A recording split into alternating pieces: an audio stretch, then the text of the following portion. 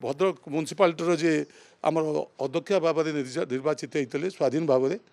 सी भी जड़े educated lady सी निजे अनुभव कर नवीन बाबू किभली नेता विजु जनता दल किभली दल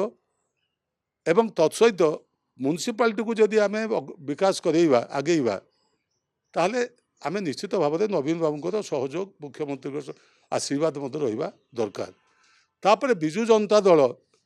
गोटे सिकुलार दल एटाक माइनॉरिटी कम्युनिटी साधारणतः विशेषकर भद्रक से विजुबाबू समय जनता दल को विजु जनता दल को ग्रहण कर तेणु कौन से कारण से स्वाधीन भाव में निर्वाचित होते भी तांकर अनेक समय नवीन बाबू को प्रति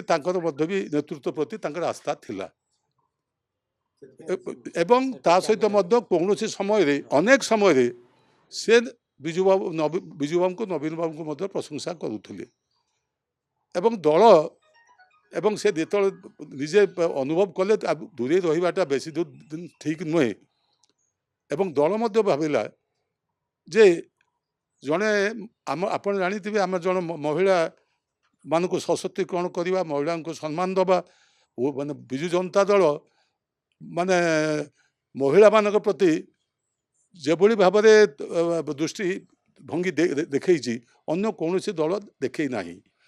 जो आप निजे अनुभव करुवे जे विधानसभा जितेबाला कि संरक्षण व्यवस्था है ना से आमर मुख्यमंत्री नवीन बाबू 33% सीट भी रिजर्व कर माने एवं बर्तमान भी म्युनिसिपालिटी पंचायत समिति 50 रु अधिक प्रतिशत महिला प्रतिनिधित्व करुँच शुणु सब बेले कही चलती आप विधानसभा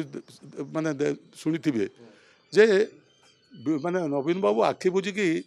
महिला एसएचजी मान को साहाय्य कर आर्थिक सहायता दौरान एमाने सब डिफल्टर किंतु तापर रिजर्व बैंक कौन तार क्वालिफिकेशन देला जे जो माने ऋण नहीं जो एसएचजी ग्रुप माने 98% अधिक ऋण सुझी तेणु जो माने किसी जानती ना महिला मान को दोष दबा तार वास्तवता किसी ना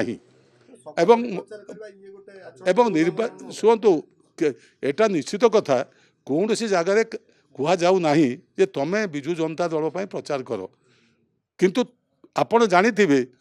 जड़े महिला जी वर्तमान आम ओडिशा रे से महिला हेले भी सी भी जड़े पॉलिटिकल लोक आपण जानी प्लेटो कही man is more political than social आपण जदि स्त्री जदि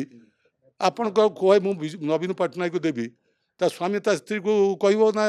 जे नवीन बाबू ते प्रभावित कर तार अर्थ नवीन बाबू को कार्यकलाप एभली भाव में प्रभावित कर माँ मान को जे से स्वतः प्रभुत्व भाव